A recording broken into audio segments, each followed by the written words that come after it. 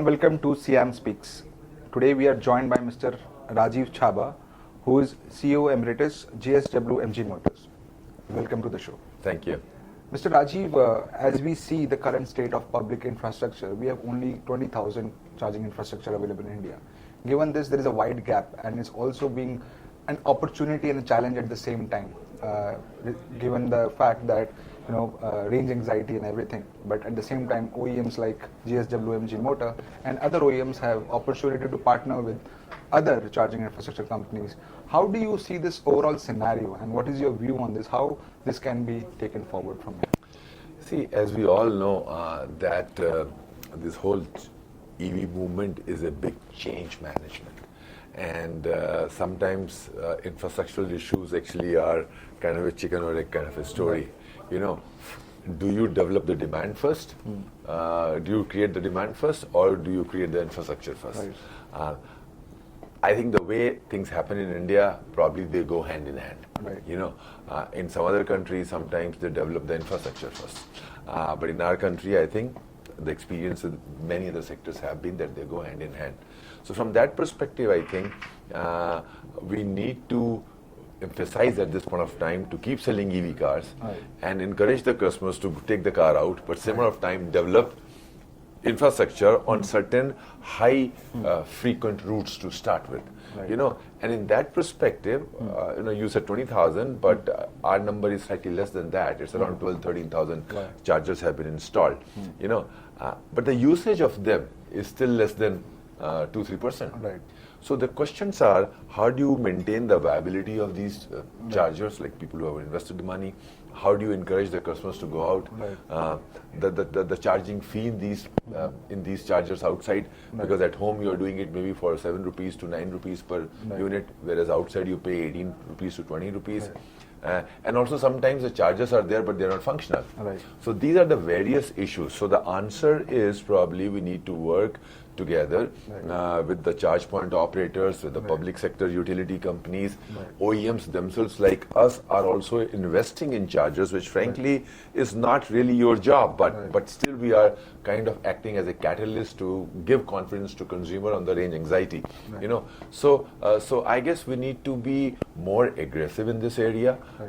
We probably have to, all of us have to invest, and I think all the stakeholders need to get together in this. Right. And this is very important. So you mentioned about the challenges and the chicken and egg situation, motivating customers to take the cars out, and utilization is one of the most important challenge that you can. How do we address this?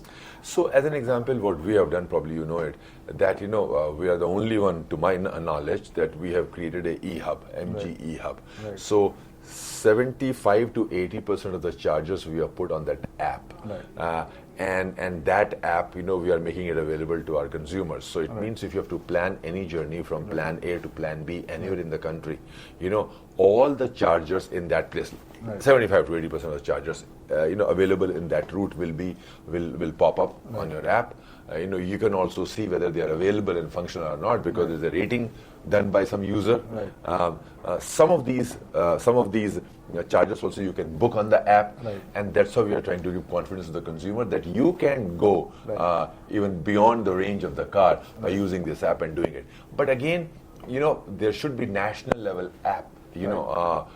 Because at a private level we are able to do only 75-80%, but we can visualize an app which should cover 100% of these chargers and all the charges getting added up. So that will give a huge confidence, and it's not only about MG, it's about all the, all the car makers should be able to use that kind of a standardized app. Right. Utilization is one challenge. The other challenge is the high speed and the low speed.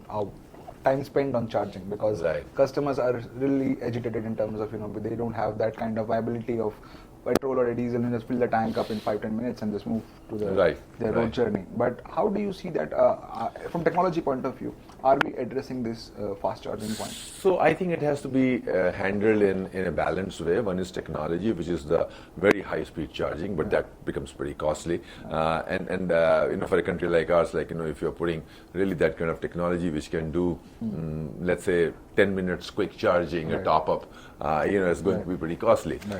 So you need to have high speed charger and combination with some amenities setup you know, where you take a genuine break Right. at that place and you can be a little bit entertained, or you can eat, or you can do something, and while the car is getting charged. So at least 30 minutes of stay, in my opinion, will be a good vision to start with. That 30-minute stay, 30-minute charging, and keep the customer engaged probably will be a solution to start with. Right.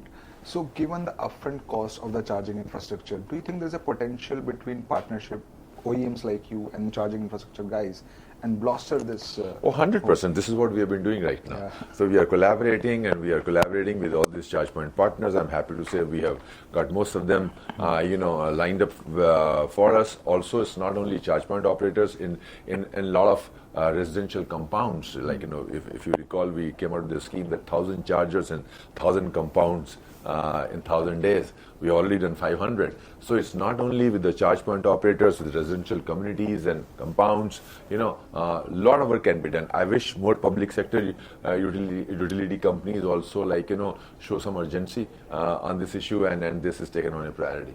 Mr. Rajeev, you have worked in various global markets, and you have kind of good exposure. You know that you have very good understanding of the Indian market as well. Indians are more of value for of money, and you know we talk a lot about the low cost EVs. MG is trying to bring up products in those particular space. What are your learnings in terms of localization of low cost EVs, and how do you see this particular segment to grow?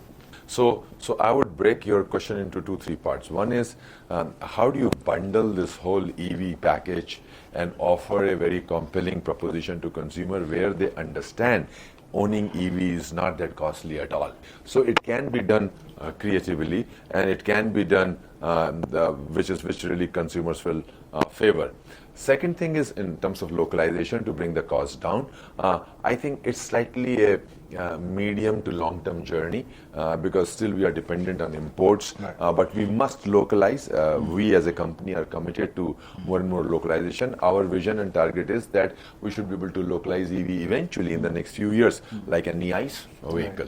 And that's what we are going to invest, and we are partnering with a lot of tier 1 and tier 2 suppliers for electronics, for battery, for cells, and all those kind of equipments or parts which are not frankly getting produced right now. Right.